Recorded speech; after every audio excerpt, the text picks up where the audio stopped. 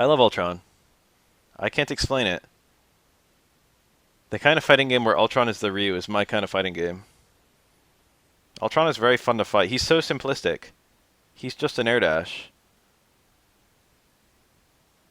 You got like a combo kind of extension kind of DP. It's not like a DP DP.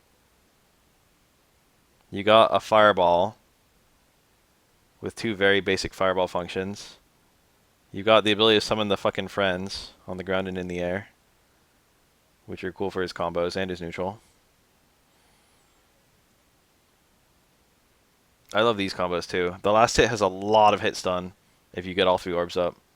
The 2 version doesn't have a lot of hit stun. Nice tag.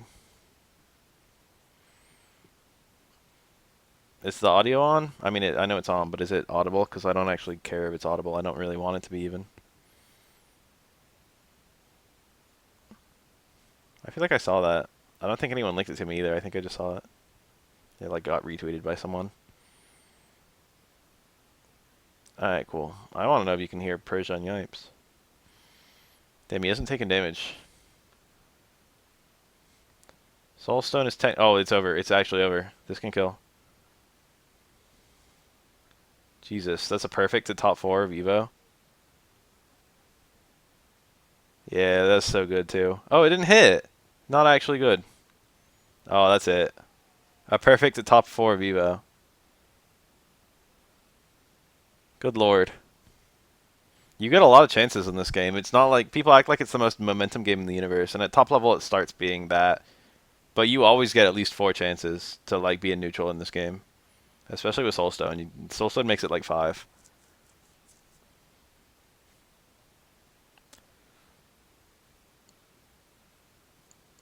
That was a perfect, but it reset the neutral a lot.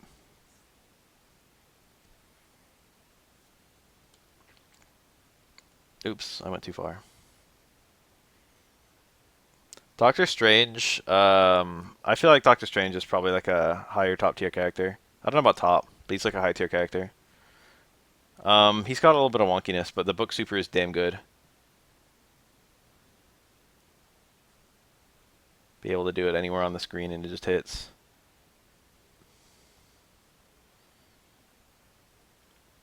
His counter super is fucking trash in this game though. The tag mechanic just works so hard against it. You can get countered and you can just tag and then you can block it and then you can punish him. And he can tag to stay safe, but it just ends up not being that good. His level 3 is just bog standard level 3. A lot of his attacks aren't very... Like, he's kind of vulnerable to opponents counter-tagging during his sequences. Like, a lot of times if you get counter-tagged, you get pressure. But if you get counter-tagged as Strange, then they can potentially punish you. But there's a lot of factors that go into that, because Strange can immediately tag. And then he's safe, but Strange is doing some awkward stuff. But if Strange just came in, then you can't do that. But fortunately, Strange combos take a really long time before it gets to the awkward stuff. So usually, you know, it sucks if you're solo Strange, like we're seeing right now. Level 3. He level 1 would have killed.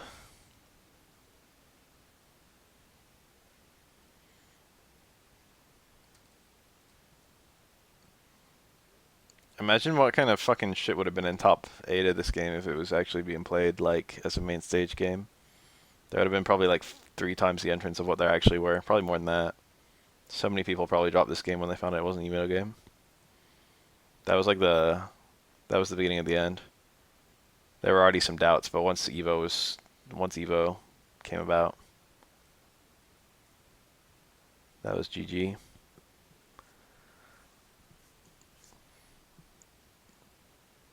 Space Stone is a good chance to not die. He has a tag before the Ultron comes in. And that was a series of unseeable low overhead mix-ups. Level 3 is probably bad here. He should probably wait. He wants to do beam into tag, but he has to do it in such a way that Ultron doesn't recover because Space Stone counters beam into tag. You can do the Space Stone before they can tag. Oh, hit Dante. This is like unwinnable though.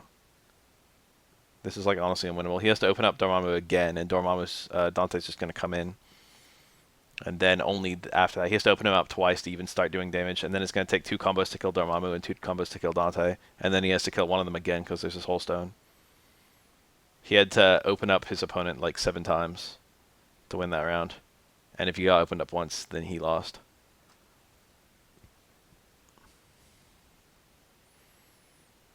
Nigh unwinnable.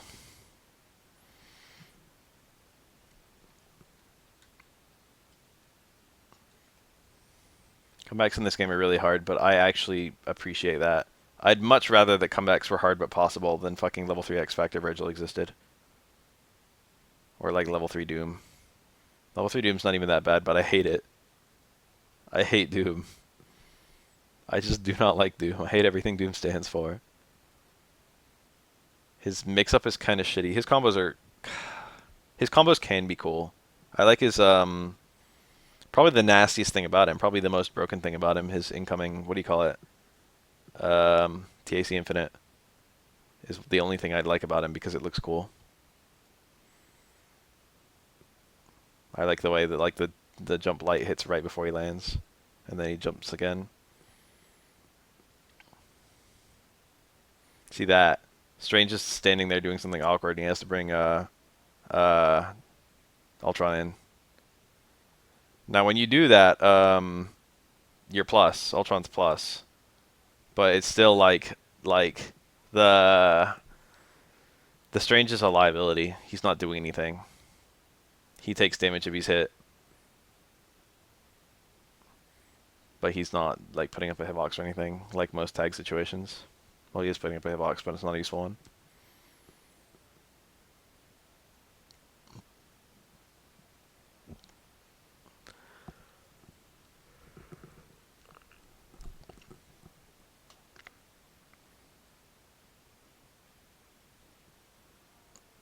If you can kill Strange, this is actually a thing.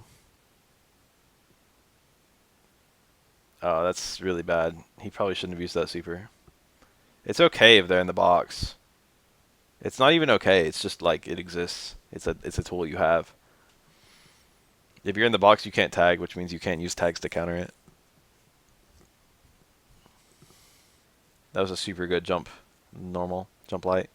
Jump light punch. Jump light kick, I guess. I don't know which one's normal, so it's got to be jump light kick. Jump hard punch is the air swing sideways. Jump light punch is like a little punch. Jump light kick is probably the 2-hit kicks. This is not even that bad. I don't even think he's going to be able to kill a character. No, he probably will. Will level 3 do it? I mean, level 3 will do it. Will level 1 do it was what I was wondering. Level 1 would have been better if it was going to kill, but I wasn't sure. This is anyone's game. Thoughts on G and Sagat? I love them. Love them both. G is not the character for me gameplay-wise, but he's much more interesting. Sagat is... There's stuff there. He's deeper than he looks. I've been seeing setups for Meaty Tiger Shot, which is really plus. And I've been seeing a couple setups for Meaty Tiger Knee, which is also very plus. And then neither of them look plus. So there's some cute stuff you can do with that. Meaty High Tiger Shot, you can't duck. You're forced to stand for 1 frame. I'll wake up.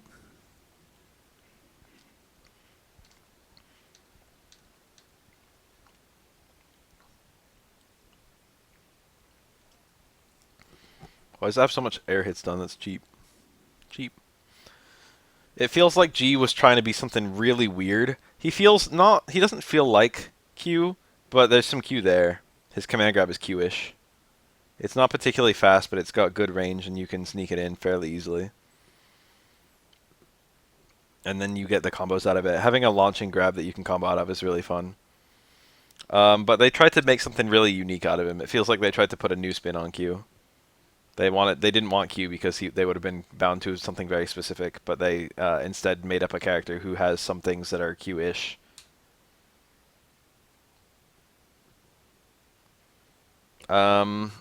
But Sagat is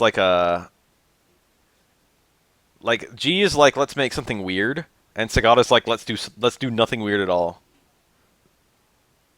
Sagat is like let's play this 100% straight. Let's give people what they want. Let's not fuck around. Let's not guess. Let's not try to be experimental. He suffers a little bit for not being experimental because his triggers are both very dial in, call in. They literally, like, no creativity went to either of his triggers.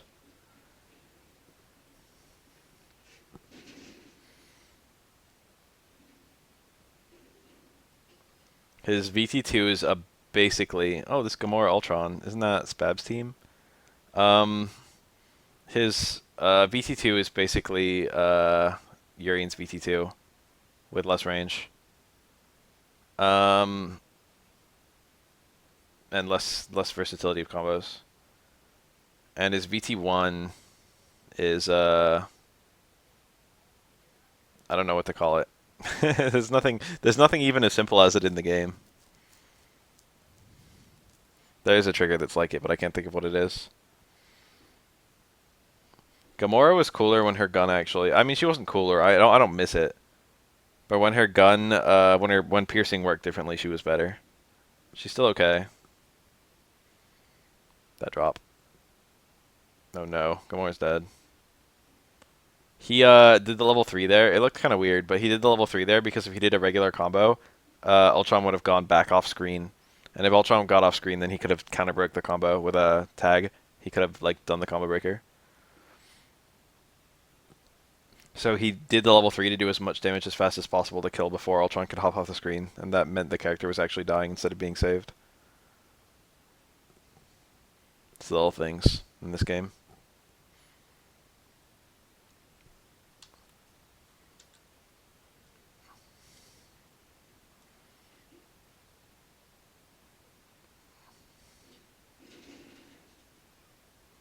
Yeah, her combos are neat. Her movement is interesting. She has non-traditional movement. The way her air guns work is kind of fun. Movement in this game is super simple at first. Like, obviously there's a lot of versatility to air dashing, but it's fairly simple to just jump and then pick a direction and air dash. But then as you do it more...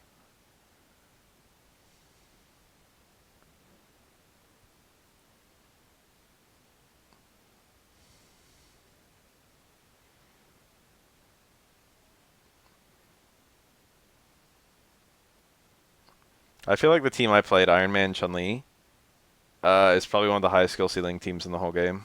And I feel like it's probably a top tier team.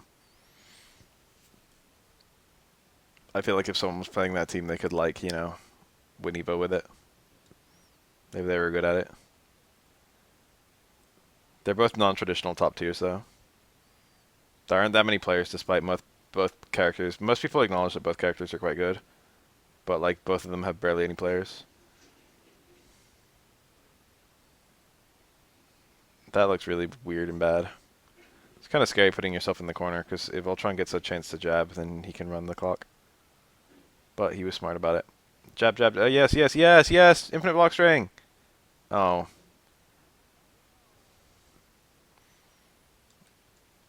If you're cornered when your space stone is up, the opponent can infinite block string you. A lot of different characters have a lot of different ways of doing it. The most obvious way is infinite jabs. Yeah, that's true. Dante actually changed quite a lot. All of Dante's motions changed, but people like adapted very easily. Like the actual attacks he did were pretty similar. His combos changed a bit, but like almost all his special moves were in different places.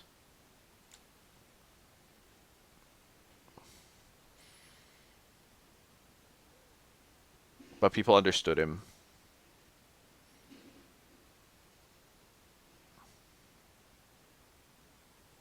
Oh, he missed. Jump hard kick didn't hit at all. That was weird. I think it was an accident because of when he tagged.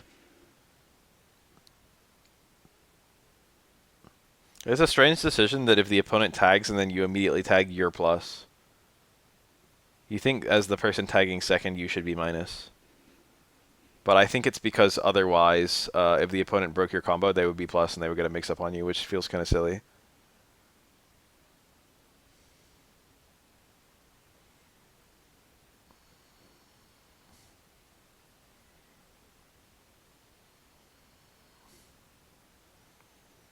I understand why they did what they did, but it's like, it's kind of mechanically unusual.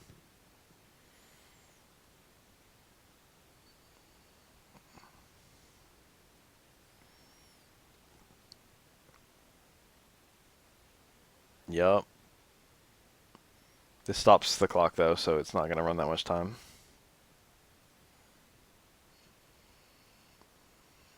All the meter you build from meeting a level 3.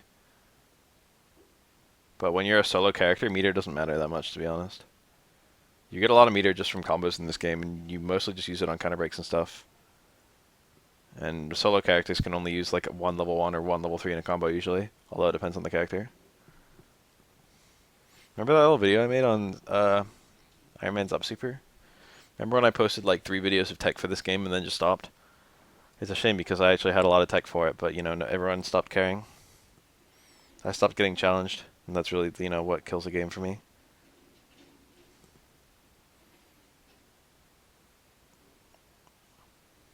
Is when no one's trying to play me in it. I take most challenges. When people message me and they're like, hey, let's play some 5, I'm usually like, hell yeah.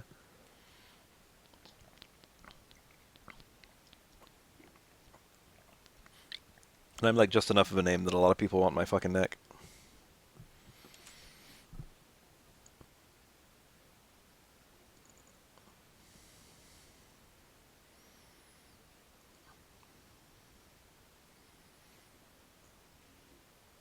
When does the blocking end?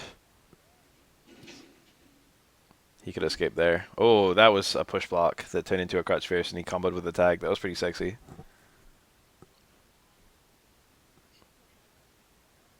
You can push block with both lights as well. Most people seem to push block with both punches. I don't remember the advantages of both. Crouch fierce is a worse button to whiff. However, it is more rewarding and easier to combo out of one reaction.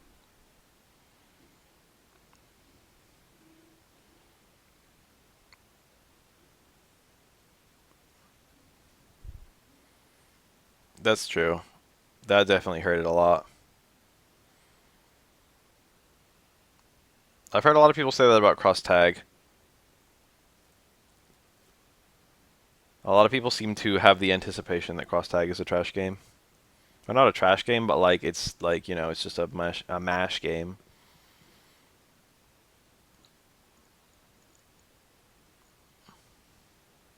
I do not like watching Dragon Ball FighterZ. I was watching that at Evo and I was bored. It is not entertaining even a little bit for me. All pressure looks the same.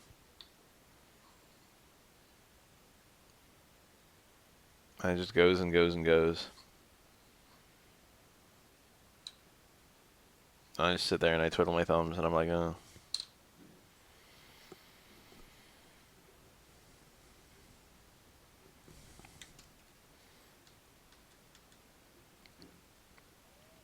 Oh, he missed it. You can come out of that. You don't even need a jump cancel or anything.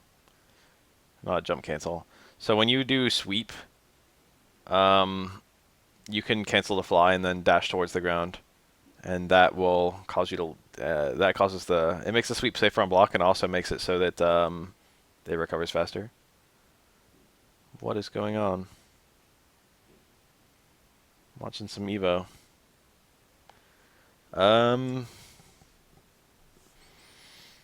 But even if you don't get that, even if you just get a raw crouch hard kick as Ultron, you can combo a crouch light kick, I think. He didn't get it. He could have got the OTG and then he could have got a big old combo.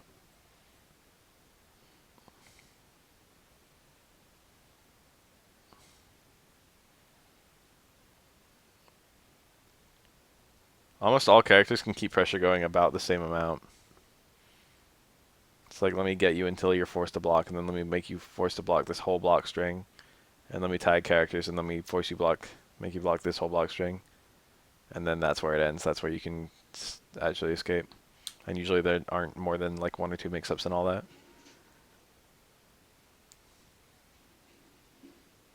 The bug to play 2 Dantes. I never actually heard of that being used in real online, but I imagine it was by some people. But I never watched like an archive of that or anything, a replay. Double Dante team. Even before Nerf, I don't think Dante was like #1, to be honest. Or I don't, it's not I don't think he was #1, I don't believe that he was #1. I think if people labbed more characters, they would have found someone who would have probably been better overall. It's hard to call. Dante was better than he is now, and he is still good now. But this game is relatively untapped. That was bad. He can't even tag out. Yeah, because Gamora was still on the screen. MvC2 didn't let you do that. Only in training mode. The only character you could pick multiple times was Wolverine, because there were two of them.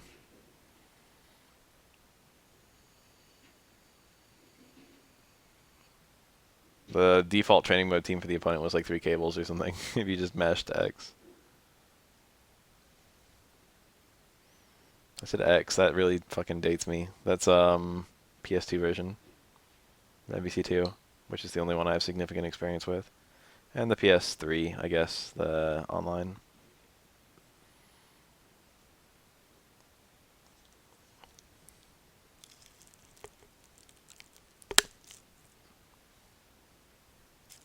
How am I watching this?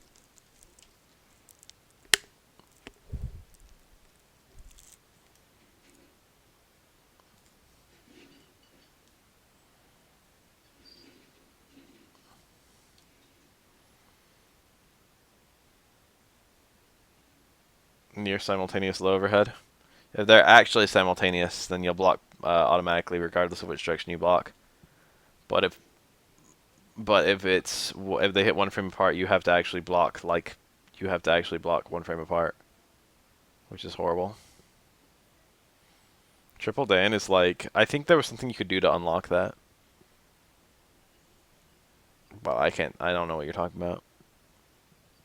Damn, sorry, I beat Battle Network 3. Like, I beat the fuck out of it. It's done. I got all 7 stars, and I got all the Giga Chips and all that. I killed every boss. There's still technically more stuff I could do. The content in that game is really high. I could grind styles. I never really put that much effort into a good Navicust. I just took everything I needed, and that was that.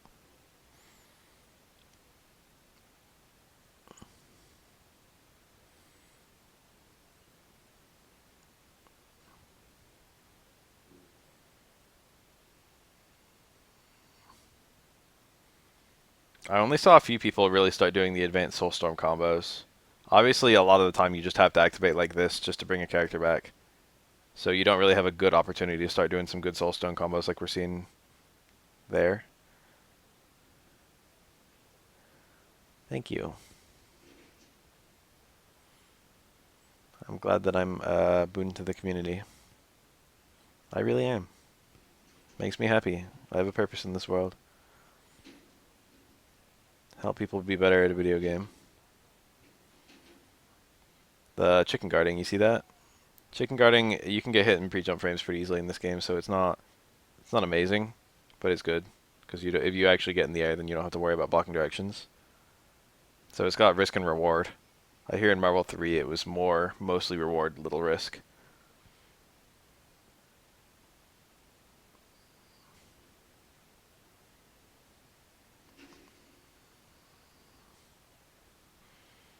I feel like MvCI really seemed to fix a lot of the problems with MvC3.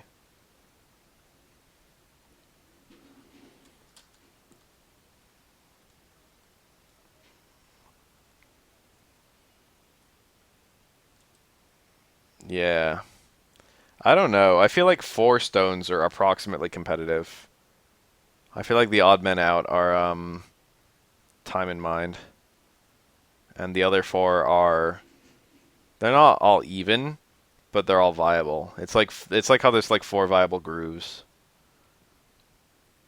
Although you might say nowadays there's only 3 viable grooves. I haven't seen anyone pick K groove in a minute, or not K groove. What the fuck, N groove. I see K groove all the time. I see more P groove players these days, and P groove is like the meme groove. P groove is probably the worst one, although the ceiling is very high. Space is probably one of the least picked one, or I shouldn't say the least picked. The Storm is good no matter what for Space Stone. It's amazing. But Space Surge is one of the only surges where it actually matters a lot who you're playing. Space Surge is useless for some characters and busted for others. If you want to run a space team, it actually matters like what characters you play, I feel.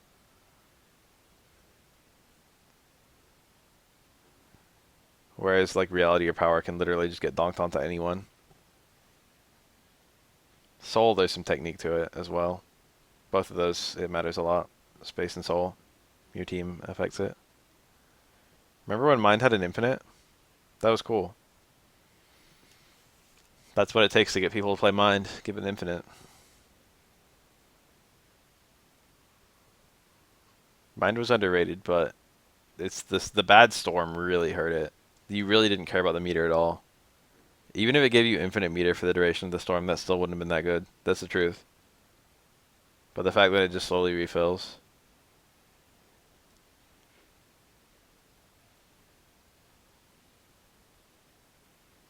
But the surge was actually good. The command grab. They led to some pretty beefy combos, and it was unblockable.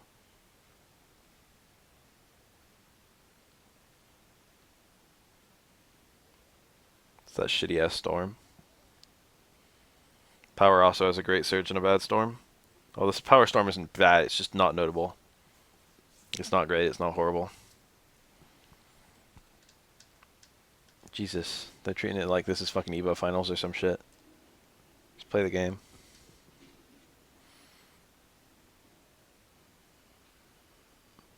I could make a how to play Menat like today if I wanted to. I'm actually a fairly knowledgeable Menat. I understand Menat. I can't do a lot of her combos, so I'd have to like program some combos before I like made it. But it's pretty clear where the ideal ways to do Menat combos. The Sako juggles are hard as fuck. But the grounded VT1 combos are easy. Like the repeated Soul Spark combos are hard. But the grounded combos are like fairly easy to understand and not so difficult to do. And that's where the really optimal stuff is. Multiple Soul Sparks is what you do if you have to.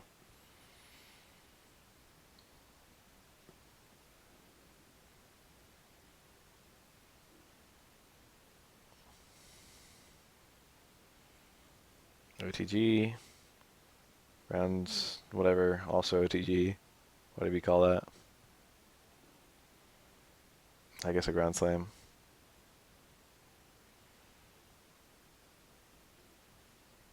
God, when he's in the box, he doesn't look bad at all. Did that just happen? That's a thing. He can do that super into, oh, that was interruptible.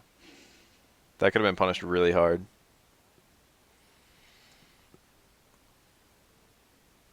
Yeah, they're definitely hype. There should be more high skill stuff in the game. Menat is like a bastion of skill. And for that, she's a very important character. Menat's a character where how good you are actually matters. I mean, obviously the better player wins in Street Fighter V. We all know it. But like, if you want to have your good execution actually do a bunch of work for you, Menat's the best character by far. Most characters, your execution doesn't matter too much. Abigail has some execution barriers here and there. Like one, really.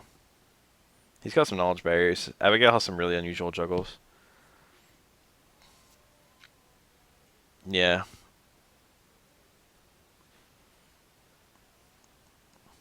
Good shit. So Dante Dormammu versus Dante Dormammu in Grand Finals. Is this a sign? Does this mean something?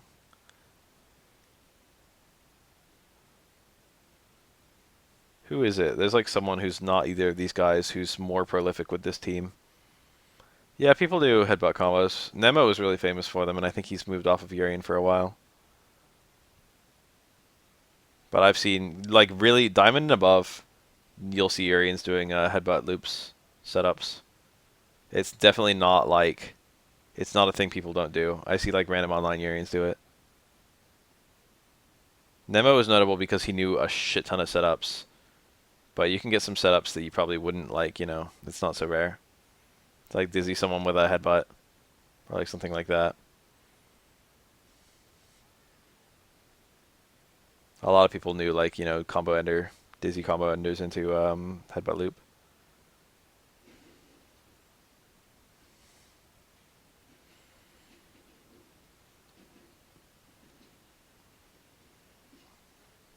So what is the Kamikara stuff? Because I don't know it. It's the first I've heard of Kamikara stuff.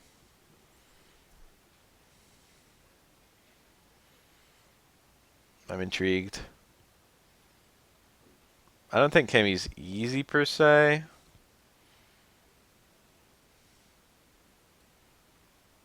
But she's not very hard.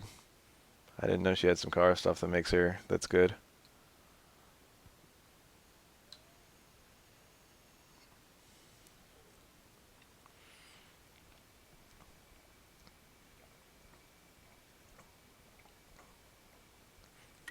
Wow, that's really cool. I could make a little tech video on that.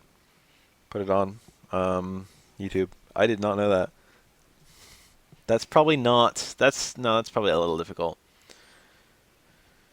because that still requires. That's gonna have the timing of a Ken Car DP, I suppose, and it's gonna be a more expensive bet because you're gonna be punishable if you drop it, and also you're betting a bar, so it's like a harder Ken Car DP.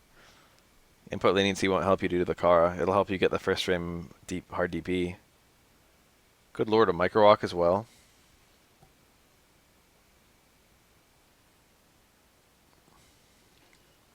I'm intrigued.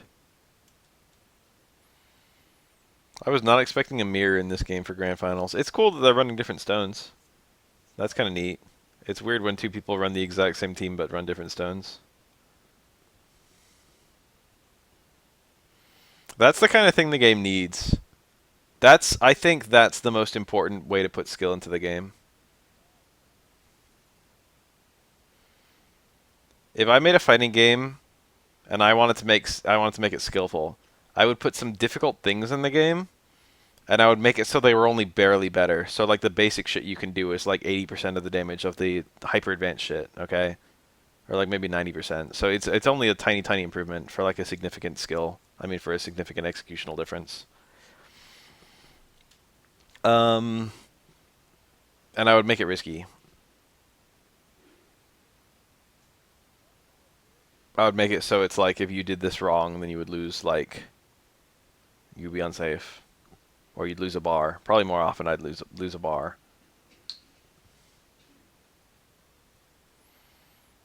I don't like losing health for dropping a combo, but I do like losing a bar for dropping a combo. Or losing damage, maybe, would be probably how I'd do it. It's like if you drop the combo, then the combo ends way earlier. You do way less damage than just doing the easy combo. But I think it's important to have combos where, like, you see a pro do something that you wouldn't dream of attempting because you'd be too afraid to. That's a punish. Oh, never mind. That recovered fast as fuck. There's probably a way to punish there. It might have been reversal gun super or something.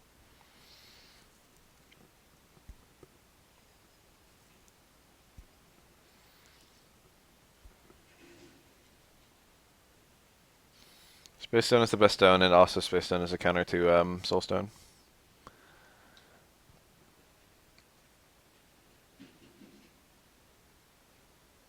This video is nearly over.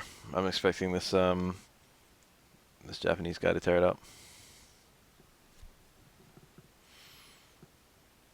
I've never heard of this Macho guy, and yet here he is. Hyper-optimal team and hyper-optimal gameplay.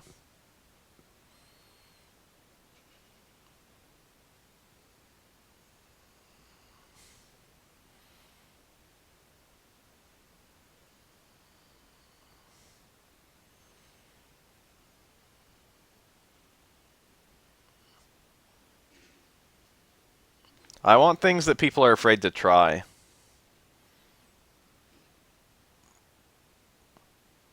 Not things that are like too hard to do, but just things where it would be intimidating to even try and do it because of the threat of dropping your combo.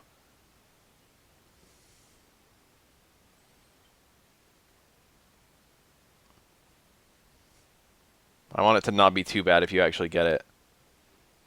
Like red parries are like that.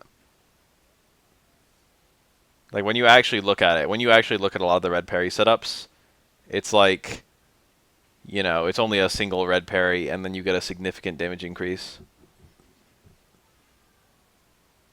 Like if it's like, let's say Ryu Super 1, you get a tiny punish on that for a lot of characters. They don't punish it very hard. Ken gets like fucking low forward super or something, or maybe just raw super if he's not point blank. But if he goes for a red parry on the last hit, it actually doesn't even, the super doesn't even knock him over on the last hit. Other people would be like, they don't want to try and like red parry the super because it's like, oh no, the super will hit me if I start trying to parry in the middle of it and I miss the parry. But it doesn't do that much damage, and it also doesn't even knock you over. But you'd be intimidated to try, you know? But then if you see someone do it, it's like, damn. But then if you actually know about the setup, you know, if you actually lab it, it's not too bad to try. It's not very risky. You don't take that much damage from the last hit if you use super. And if you do take that damage, you know, you don't get knocked over or anything. You don't lose that much momentum. But if you get the parry, then you get like a dash in punish, and you get like max damage as every character. As most characters. Stuff like that. That's what I want. I want scenarios where someone would be intimidated to even think about the consequences of going for optimal stuff. And yet, when they see the optimal stuff, or like when they lab it, it's like, oh, you know, maybe I could go for this. It's so different from like theoretically knowing that you can red parry the second hit of Necro's hammer hook. What's this? Ultra footage. It's so different knowing you can do it versus actually doing it in match. CC, the closest thing to that in Street Fighter V that I can think of off the top of my head, as in a basic mechanic, is crush counter punishes, and that's fairly easy.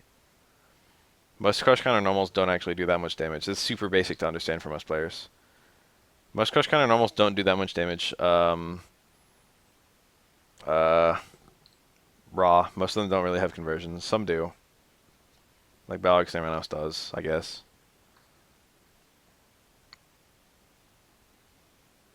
But then stuff like you know, Jerry Crouch Fierce doesn't go to anything.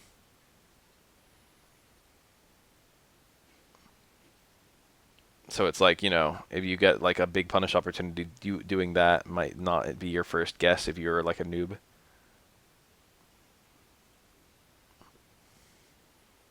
But then, you know, or maybe you won't have the awareness to like go for a punish like that for a specific attack. But then if you fought enough Ryus, it's like, well, he's probably going to DP here. I'm not only going to wait for the DP, but also I'm going to do my punish that works specifically on DPs. And that's very easy. Anyone out of fucking silver can do like crush counter combos fairly reliably. On reaction to a crush counter punishable attack. It doesn't take a whole lot of skill. It's like a super, super basic version of what I'm talking about.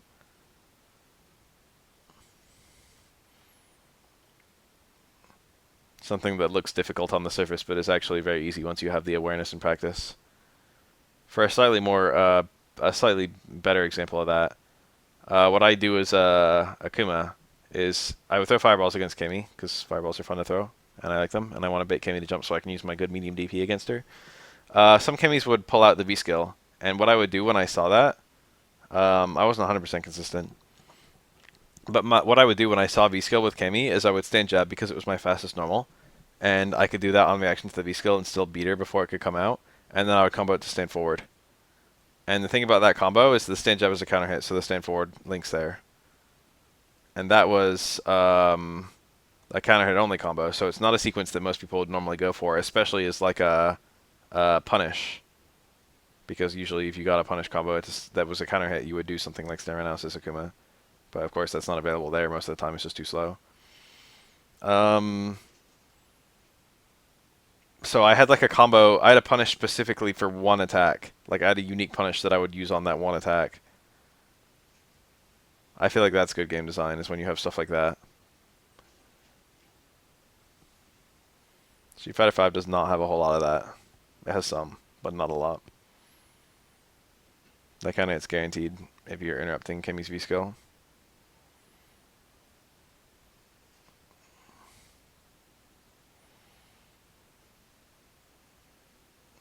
You need a high potential for a player to do something smart. Having a specific punish for a specific attack is smart. And I'm not talking about just range stuff. Almost always it's range limited stuff. Or like crush counter punishable stuff, and that's it. It's like, oh, she's only -4, so let me do my 4-frame punish. Oh, she's crush counter punishable, so I'll do my crush counter. It's not like there's no skill there. There's still all the resources you got to worry about, which is nice. There are a lot of resources in SF5, to be frank. You choose your combo based on your super meter, your V-trigger meter, and your opponent's health. All of those are factors.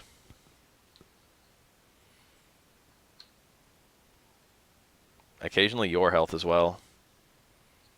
Did she have a juggle there? EX legs, I guess.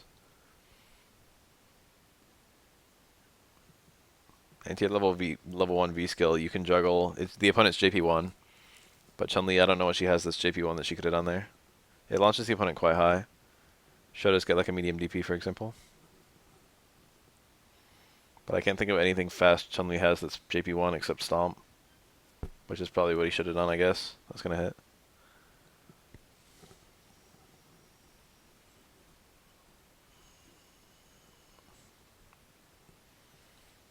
It's annoying. You don't get left in a great position after Chun-Li stomps. If you had better Oki afterwards.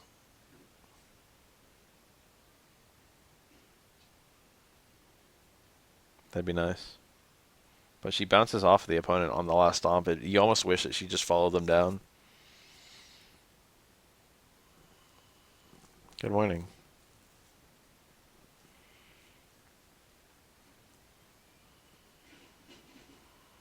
Yeah, I really like that. The scaling feels like it's in a pretty good place right now. I would change the way super damage works if it was up to me. I think that's something I still disagree with. I think supers should have fucking no scaling on them. Like none. No fucking scaling at all. I don't like this minimum 50%. I give it a minimum 100%. Make it so supers just do their full damage all the fucking time. But then I would cut all super damage down half. I'd drop the fuck out of super damage. So at the end of a long combo, supers do the same damage they do now, but a raw super would be weaker. And that'll probably make your supers cheaper.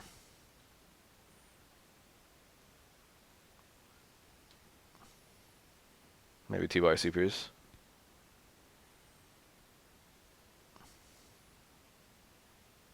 I wouldn't do 2-bar supers as they are now because too many supers are just too, like, good. They'd need a neutral nerf in addition to a damage nerf, or else 2-bar supers would get used all the fucking time.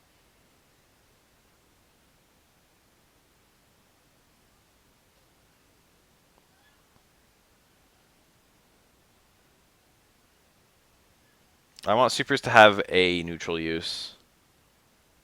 I want every super to do something in neutral.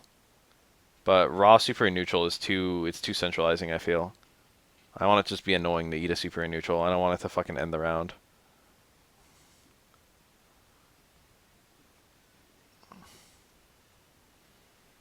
Yeah, Street Fighter 3 does have the best super system.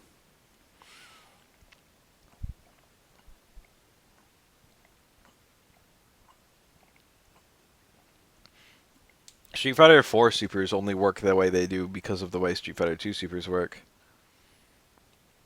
And then Street Fighter 5 only works the way it does because of Street Fighter 4. The only correction in Street Fighter 5 is that 4-bar supers was too expensive, so they made it 3-bar supers. And now super versus EX feels like an actual decision that you make. I would add a way to spend 2 bars to Street Fighter 5.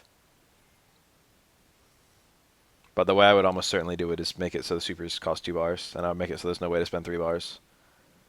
And then I would make it so characters have some way to use an EX move and a super in the same combo, or maybe several ways. Even if it's just EX move cancel to super. And it'd be kind of fun to have like unique juggle states. So like if you do Ed super raw, it hits really fast, but if you do EX double punch, then the super cancel has like a delayed hit, so it gets the full damage. And Bison is the chief example of good meter options. Ryu, a little bit, but not really. I'm sure if I looked at the cast, I'd be able to give you a pretty good answer. Colleen has good 2-bar options.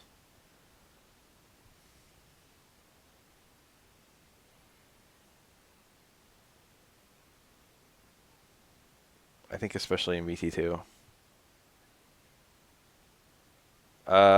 MvCI uses like every EX move he has, to be honest.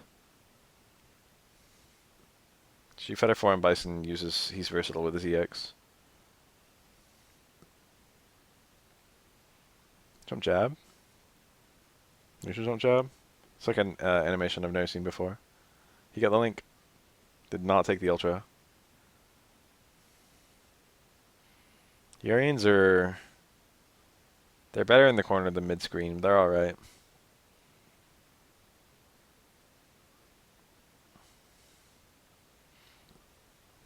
They're on the upper end for sure.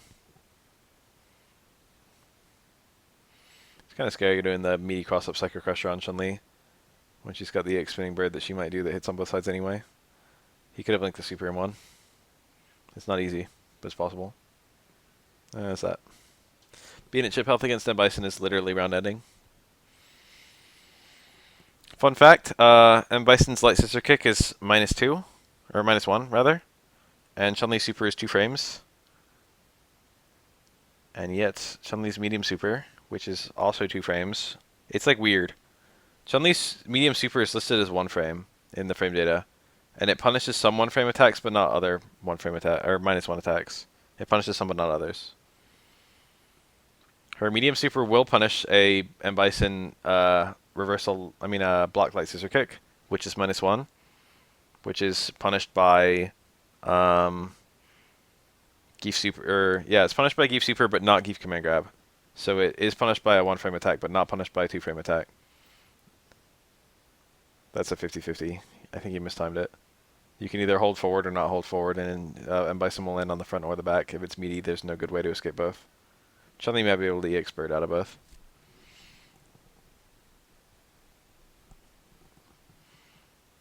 Normally you can hold up, but if it's meaty, you can't hold up.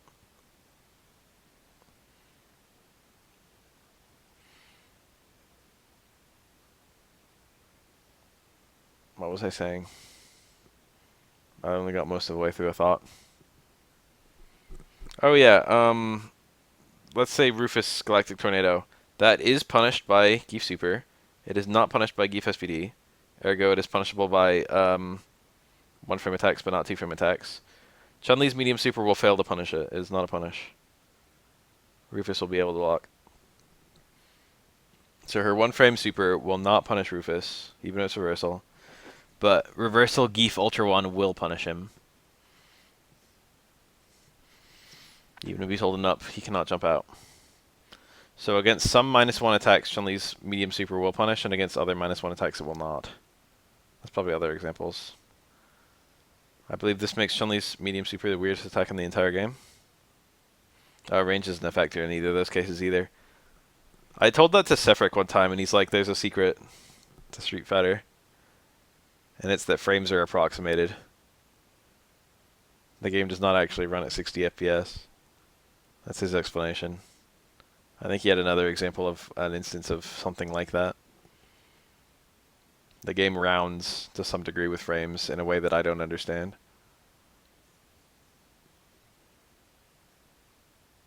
Chun-Li, like legitimately, people joke about Balrog's 2.5 frame jab, but Chun-Li actually has like a 1.5 frame super. Surprised I didn't win clean. Bison did a really late EX Psycho Crusher, and Chun-Li still managed to trade with it. EX Psycho Crusher has a lot of invincibility, I thought. Oh, that's sad. I can't believe there are still examples of that in the game. These characters have both been in the game since vanilla. And really, Bison can crumple Chun-Li and then have Stand Fierce whiff? There used to be a lot of those. There's still a lot of them against Dan. They never fixed Dan. They just left him like that. It's deliberate with Dan. They want Dan to fall out of combos. It's not an accident. It's a feature.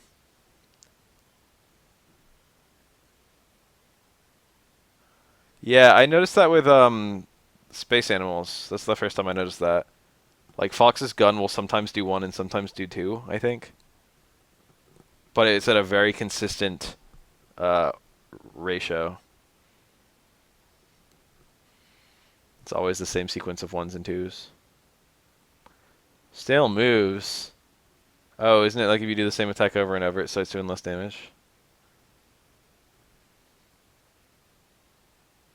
Yeah. I don't. That's the laziest way to address spamming. People shouldn't do the same moves over and over because it should be predictable. It doesn't have to be parries, but I feel like if the opponent knows what you should do, it should be a huge detriment to you. That was not an ultra anyway. It could have been an ultra, and it should have been.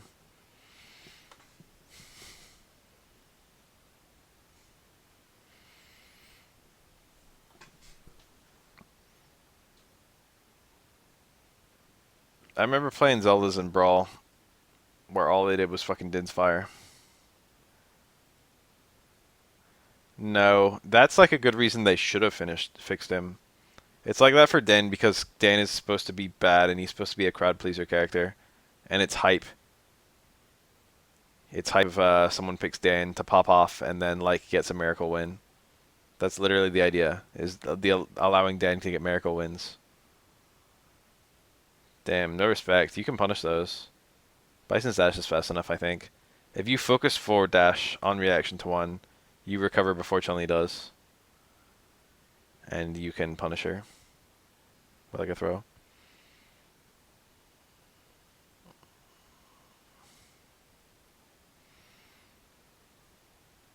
Dan does have an unusually good hurt box, which does affect some trials. I should say not good, it's bad. Like Ryu towards strong into crouch jab doesn't work on most characters, but it does work on Dan. And that is one of his trials. I think El Fuerte has an overhead combo in a trial as well, and Adon, that don't work on all characters. They work on Dan.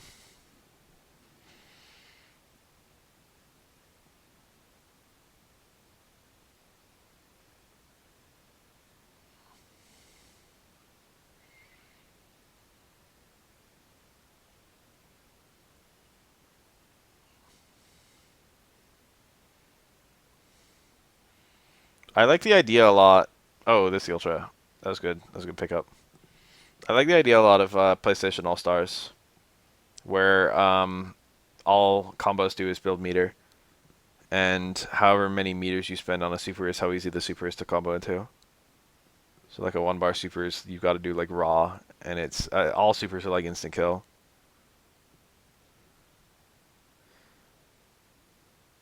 I was thinking about something with Ryu recently. I like to complain about Ryu's VT1 because it's stupid how it works compared to like Abigail. But I was thinking about if Ryu came out tomorrow for Street Fighter 5, his towards fierce would be +2. It wouldn't be -2. Oh, I missed again. Sad. You gotta wait a little bit. He's doing it instantly. Delay would probably make it work better.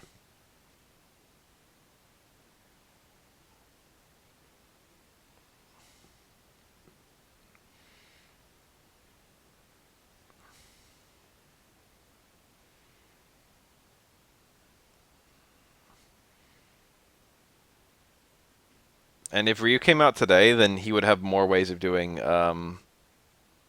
He would be able to do like stay fierce into V trigger into towards fierce. That would just be a thing. Or like he would have sequences into towards fierce. It wouldn't be only fucking first hit of close roundhouse, which is like never optimal ever, especially after the scaling nerfs. Towards fierce is way too hard to combo into for how like less rewarding it is than just stand strong combos.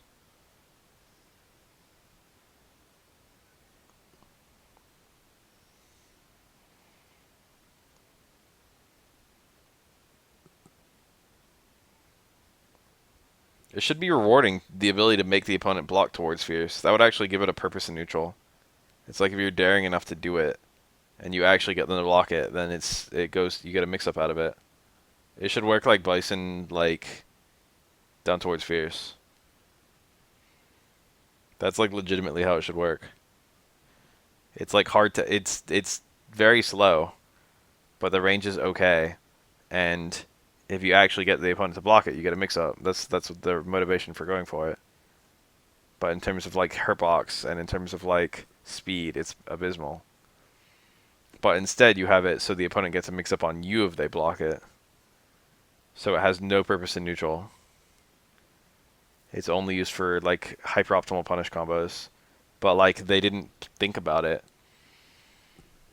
Any attack that's really unsafe, he can get a jump in punish, which is stronger than towards fierce.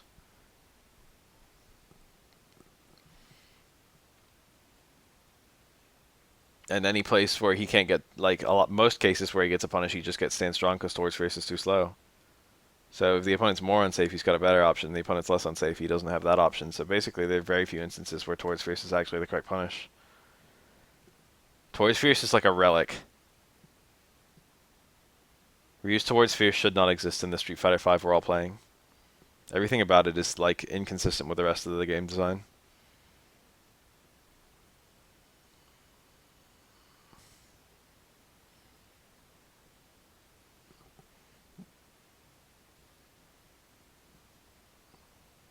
KOF does not have that many normals. Most characters only have like 2 command normals. Or 1. It's usually 1 or 2. And, there's only 4 buttons. And yet, every single normal has some significant footsie purpose in KOF. They're a lot more consistent about that. There's a lot fewer specialized normals. Street Fighter has a lot of normals that are only good in like one place. But in KOF, it's like this normal is good in a lot of different places, but it's especially good in this one place. You get a lot of that. It's not like a smaller number of attacks means that you need to have fewer ways of playing neutral. The real problem is that in Street Fighter V, a lot of buttons just have no use in neutral except in very, very specific scenarios.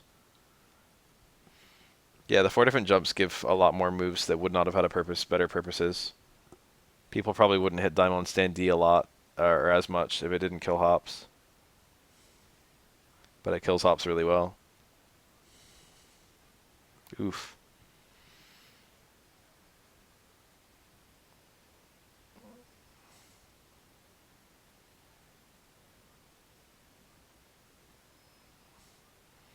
Yeah, Street Fighter V got delayed a lot by Dragon Ball FighterZ.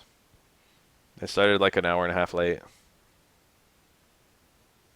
It's supposed to start at 7:30 and it started at like 9 o'clock.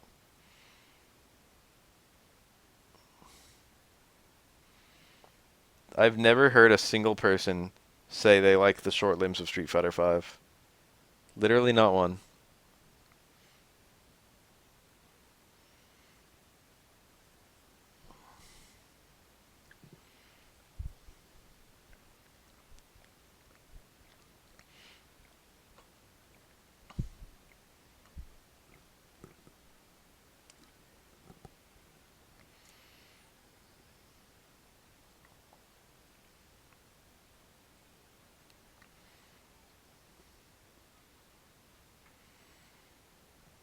Evo was pretty good. I got really hyped for Problem X and I got really hyped for Tokido. I got pretty hyped for Fudo. There were like a few people I was watching excitedly. Cool Kid that was nice that he was there. That was great. I think he went 7th, which is about as bad as you can do in top 8. Exactly as bad as you can do in top 8. And yet making it to top 8 was such an achievement. I like that most sweeps are -12. Sweeps are actually a nice thing in Street Fighter V. They're not good enough. I like made a big list of what I would do to backdashes, and that was basically a change to sweeps as well.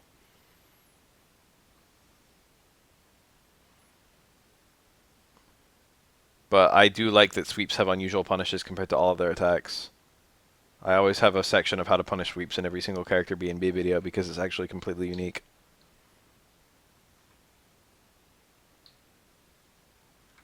Shitty announcements. What about Gene Sagat? That fucking knocked it out of the park. I don't give a fuck about Negan. I don't even know who that is. Any Tekken characters returning, I don't give a fuck either. Like, I'm glad for those Tekken guys. I like Lei Wulong. Don't get me wrong. He's actually really cool. He's one of my favorite Tekken characters. But every Tekken character feels like an inevitability. You know what I mean? I feel like they're gonna make a Tekken Tag 3. Tekken 8 will just be Tekken 7 again. Is that a punish? Wow. That's a 2-frame super. Tekken 8 will just be Tekken 7 again, but with more returning characters. And then like 4 new characters, and that's it. And then Tekken 9 will just be that, but with like more returning characters, and then like 4 new characters. And then they're gonna make fucking Tag 3 or some shit. Okay? That's how Tekken works. I wasn't ever afraid that Lei Wulong wouldn't make it. I just didn't know it would be now.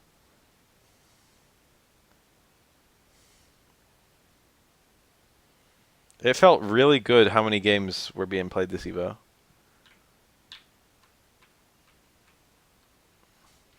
I'm not surprised the Honda Stand hard kick is that bad, and yet I was just kind of surprised in the way that he was ready for it and he knew the number.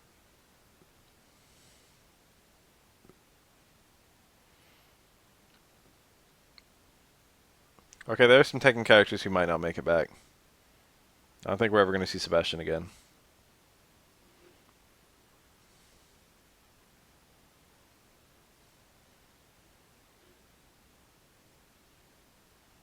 But, like, there was literally no doubt whatsoever that Anna was coming back, okay? There's literally none. Anna's been in every Tekken game. I want Wong back. He's cool.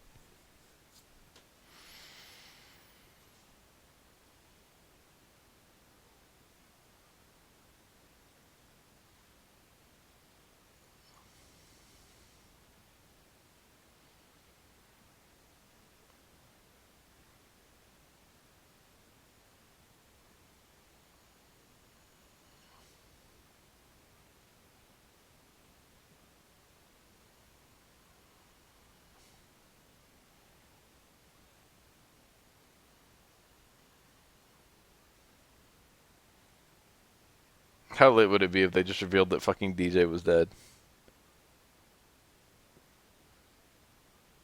E Honda. Imagine if they did that. Imagine if it was just like fucking someone else's story mode is just talking about like someone going to fucking E Honda's. He should not have held that. That was like a mistake. It gave Chun-Li an opportunity to ultra it. I don't know who Iron King is. That's a real character.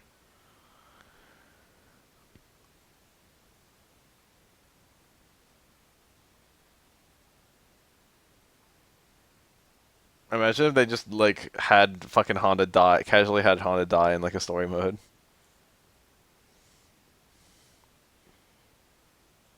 I think the only characters they're ever gonna actually kill off Street Fighter characters in lore are characters who could be brought back anyway, like M. Bison. That being said, Nash did die. Or characters who are redundant, I guess.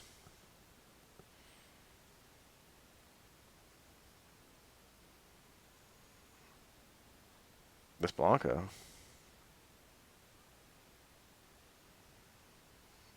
Very nice.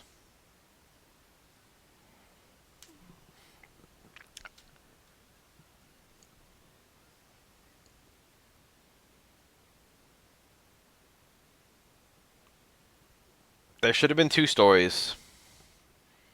There should have been two completely unrelated stories that we went back and forth. They should have devoted some characters to the Nakali story and some characters to the M. Bison story. Ryu should not have fucking jumped over to the M. Bison story. He had no purpose there. It's just like, we need someone strong. Ryu killed Bison for us. Didn't like it. It should have been building up to Chun-Li killing Bison. But it wasn't. If it was just literally like Ryu fucking versus Nakali. Ryu and like Dalsim and like maybe a couple other characters versus Nakali. And Ryu and Ken should have been maybe the link between the two stories. It's like them fucking talking or something. See that? That was the anti-level 1 focus. Whenever he had stomps there. Oh my god. There it is. Reversal. Can't focus. Roshi didn't get too much spotlight. He got just enough. He's great. What's the complaint? He was the best character in the story mode. If there's any character I wanted to have a whole lot of screen time, it was Rashid. And then conveniently he got the most of anyone.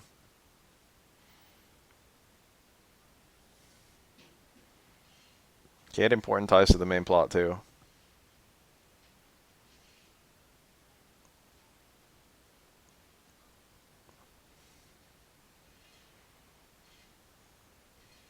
Yeah, it should have been Chun-Li fights Bison and then Nash kills Bison. That's how it should have ended. Ryu should not have been present.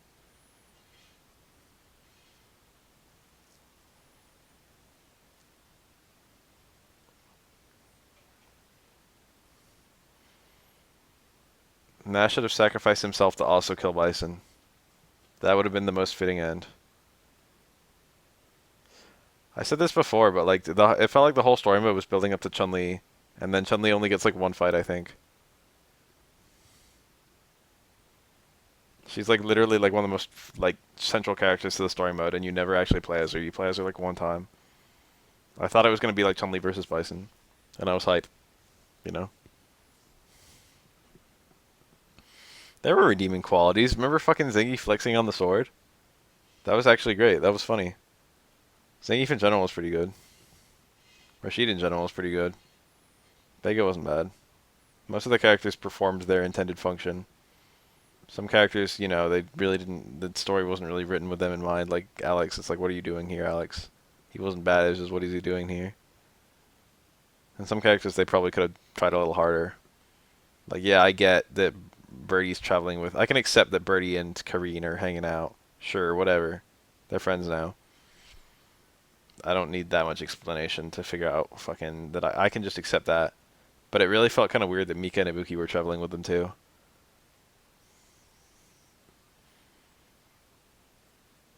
They felt like, you know, less involved even than Birdie with Kareen. They don't know what to do with Ibuki. They've made that really clear. Her only like storyline ties are to Makoto and Elena. And I guess Sakura. In Street Fighter 4, it's like, let's have Ibuki meet Sakura. And it's questionably not canon because now fucking Ibuki's still 16 and Sakura's like an adult. But that's like probably the best thing they could have done with her in Street Fighter 4. It's like, what? Who would Ibuki know? It's like, oh, let's make her know Sakura. Let's tie Street Fighter Alpha series to Street Fighter 3 series. That's not a bad idea. And then in fucking Cross Tekken, they made her partner Rolento. It's like, what? These characters have fuck all in common.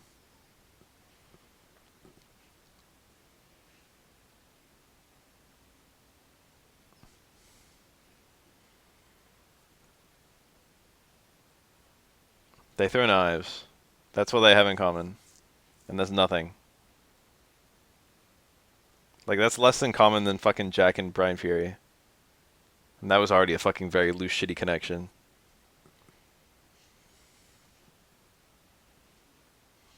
I know some characters just had to be paired. And that was probably the most overt example.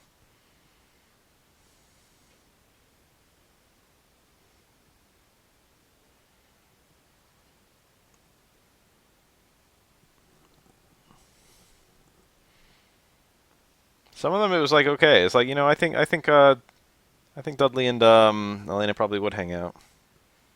I think they would have tea parties and enjoy each other's company. Sakura's partner was Blanca. That felt right. They're friends.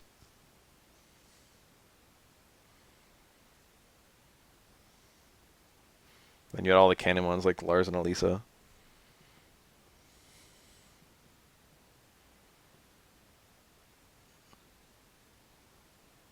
Some of them were kind of cute. I liked Yoshimitsu and Raven. I like the premise that both Yoshimitsu and Raven think that the other one is not a real ninja. There's something really hilarious about that. Bison and Jury was two characters that would never be friends, but whatever. At the very least, they had like some organizational ties to each other.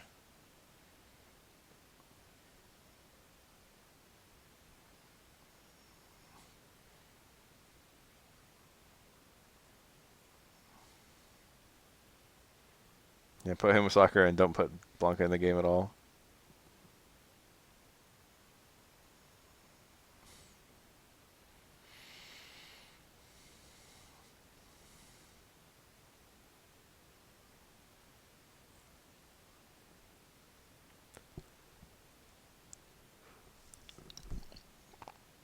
Anyway, in fucking Street Fighter 5, they just make Ibuki like, oh, one, Kareen has a team of ninjas, And 2, Ibuki's one of the fucking teams of ninjas, a member of the team of ninjas. That's so stupid. Like, why? Who? What? I guess she'd have some bodyguards. I guess. She's rich. But a team of ninjas, where Ibuki is present, and gets more screen time than any other ninja.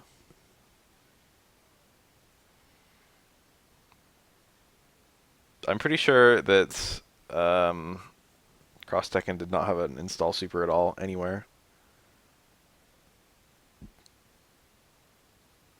Kareen, I'm okay with Kareen's ascension to plot character.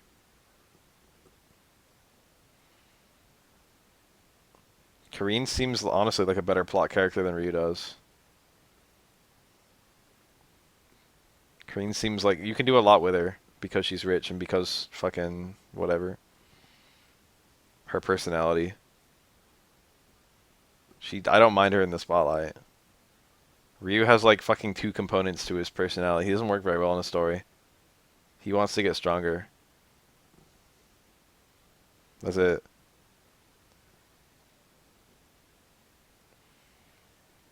Unless Ryu has personal ties to a story, like Goken and Akuma.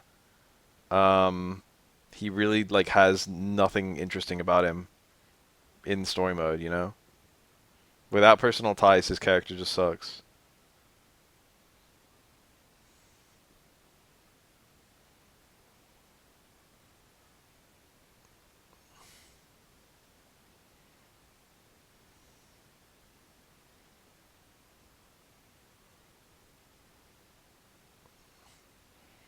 The struggle with the Satsui no Hado has nothing to do with the story.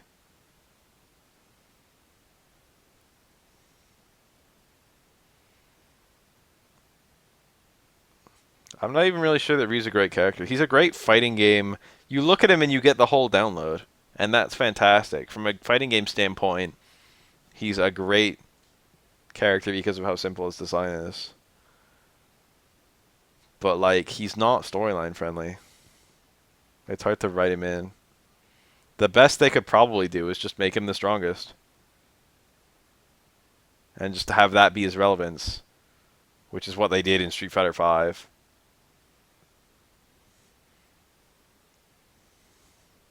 I mean, the best they could possibly do is write him in some storyline relevance, but you can't just do that every time. But if it's just like Ryu's, you know, Ryu's our best chance at killing Bison because he's fucking strong. That's all the storyline relevance he needs to be included. And that's what they did.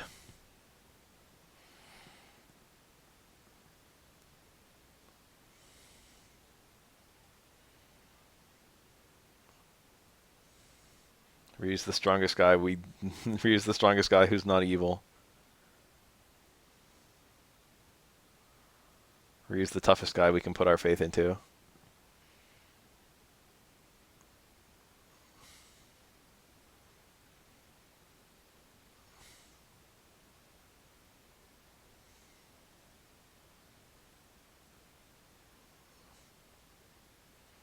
I can kind of see it.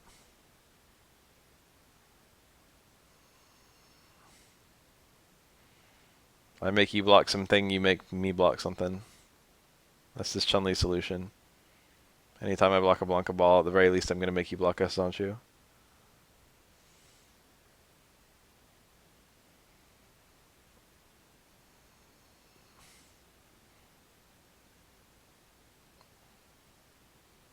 Street Fighter's story works really well as blurbs.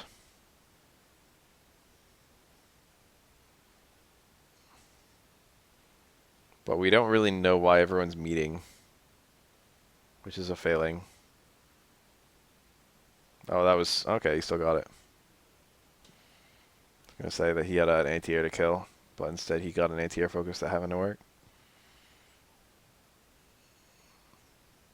There's no particular reason that Shadaloo is inviting people to a tournament, or whatever. You know what I mean?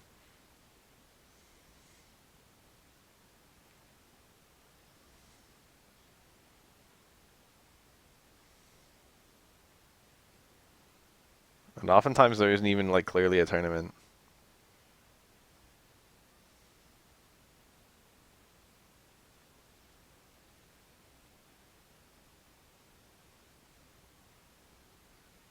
Neat link. Bar stand for yourself to landing legs. I think Street Fighter could work as a cinematic story. They just did it wrong.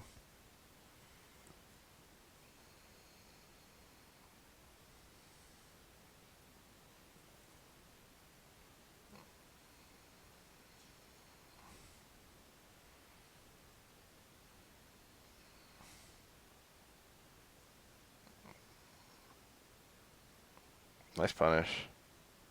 You kept it simple. You can go more than that.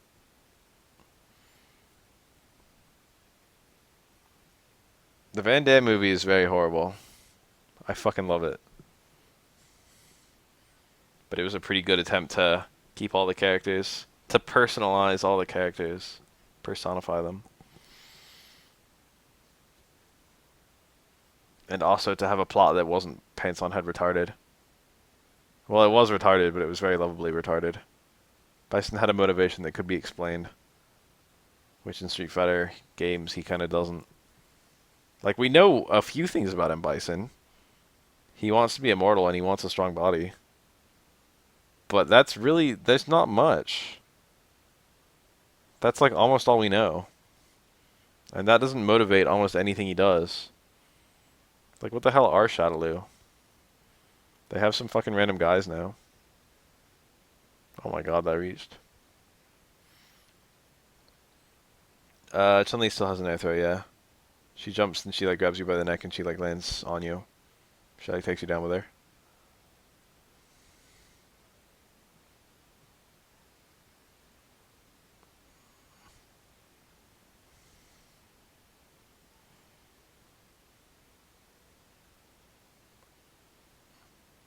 Attacks are not a thing in Street Fighter 5. First come, first serve.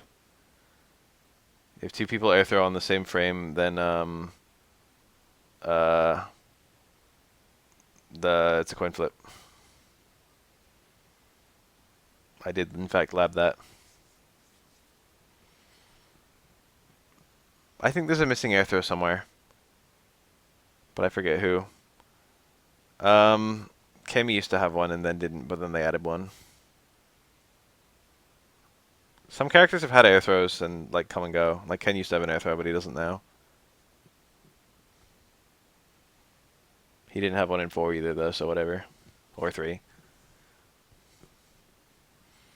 I think he had one in EX. He definitely had one in Street Fighter 2. Some of them.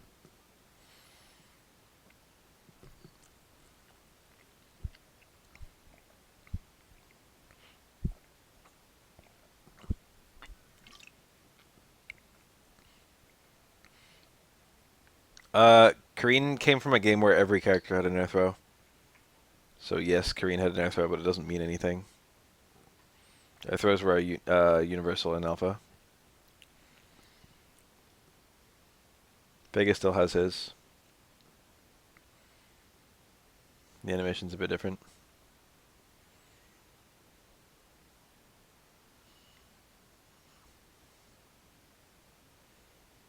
Vega like takes you in one arm and then tosses you.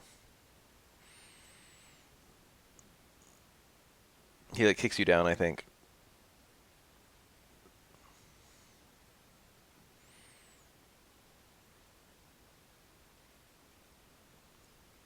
Chun-Li can literally win this Runhouse, or win this matchup with Runhouse. Oh. That could have been an Ultra Punish. She can Ultra a jump, technically. Ultra 2 anti-air is actually not horrible. This is over. That's not going to kill. It's going to be close, though. You can win this. If there's 4 bars, there's a way. It's bad, though. The time's going to be working against him. Nice.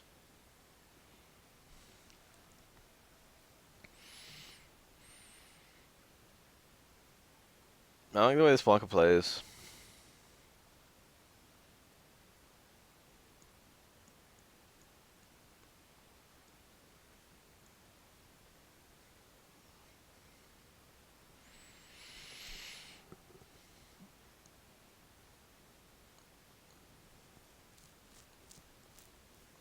Woo. Still got the combo. Beautiful.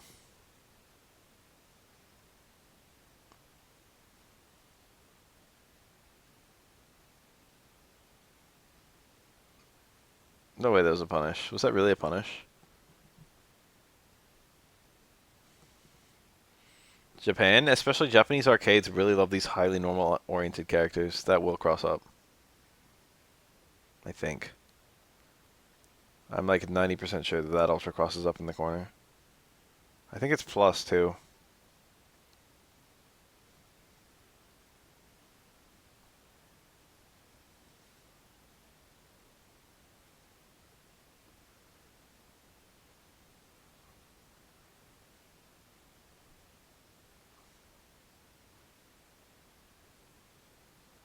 Like, because the Ultra just ends as soon as Blanca hits the wall.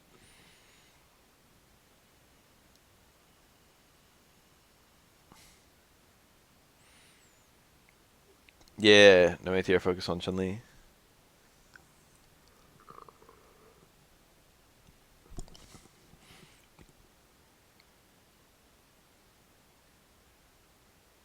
Nice combo. I think that's a one frame link. Crouch jab into Stand Fierce. Fire Stand Fierce. The crouch jab only linked because he got counter hit Hazanshu. So overall it was rather pretty. Nice combo. I think it varies based on the number of hits you get in the character. But I think hard legs, is like a one frame link naturally into Crouch Fierce. And then you've got to cancel Crouch Fierce into legs, which doesn't have a buffer as part of it.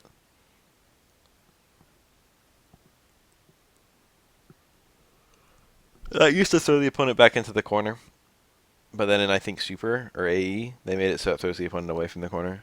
Because Chun-Li actually had some really stupid combos in vanilla where she could do EX legs into EX legs into Ultra 1.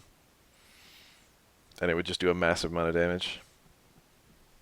She can actually still do that, but she can't be in the corner. She has to be like just a little bit away from it. Is that true? I didn't know that. That's sad.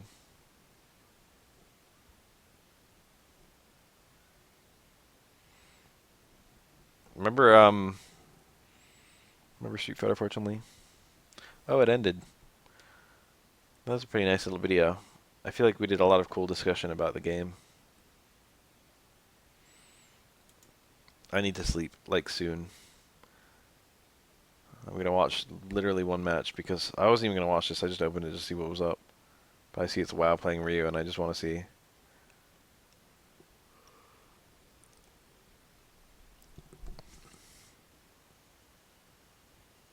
I cooked just yesterday.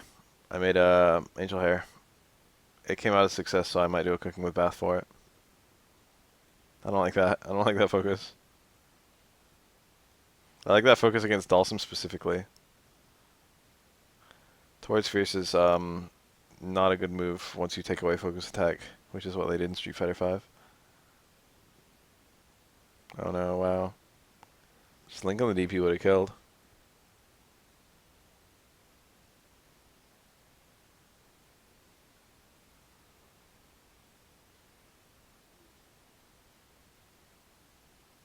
That was a super dirty cross-up.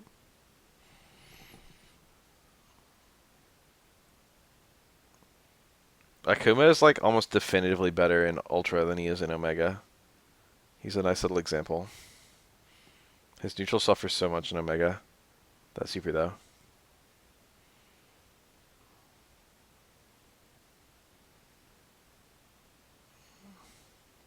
What a wake up. That's safe. Fun fact.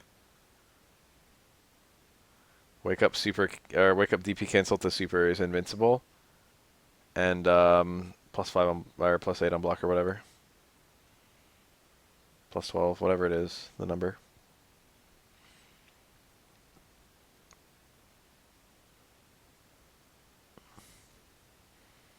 Of course, you can make it safe with 2 bars.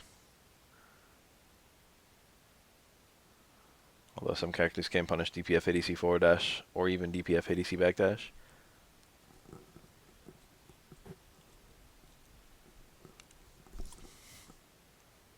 The example I like is 8 on reversal light DP. If Ryu holds the focus, 8 on light DP, it counter hits it. If Ryu forward dashes, 8 on light DP is 4 frames and punishes it because it's -5. If he backdashes, he's like minus fucking 13 or something. Minus 8. It's minus more. Because backdashes take longer than 4 dashes. And Adon's light DP is fast enough to catch it. Gristle got flash kick quicks too. We have to be really close to catch the backdash. Excuse me.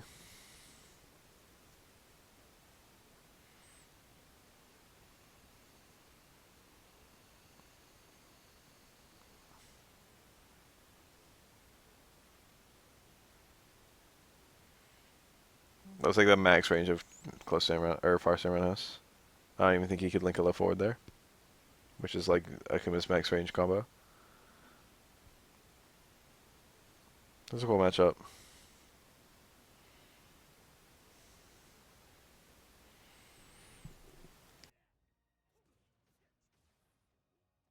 Both characters have tools that are supposed to kind of correspond to each other. Like the demon flips, demon flip parry versus demon flip palm and stuff. The air to ground fireballs versus the ground to air fireballs. But in application, they really don't. They're not that similar. They're like two completely different characters.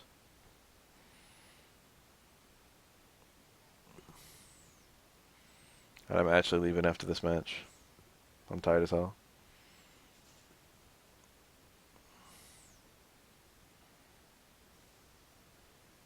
I had a lot of fun with the Mega Goken. Goken's a character I probably wouldn't have fucked around with in Ultra, ever.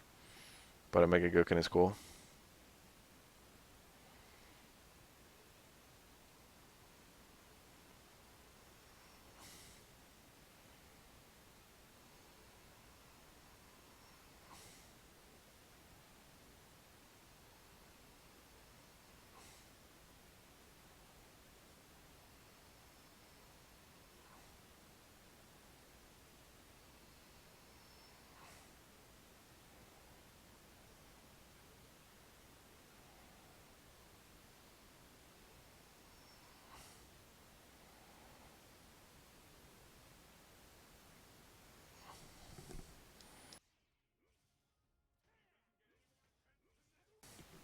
I'm a tired boy.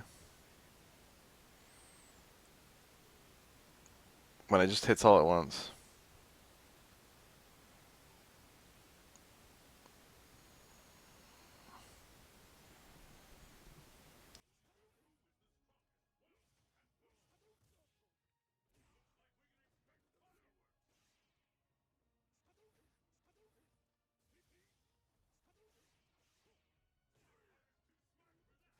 I have an emote for this.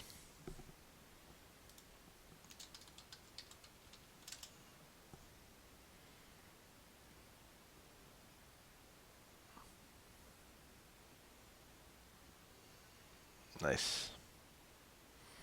Okay, I'm leaving. Bye.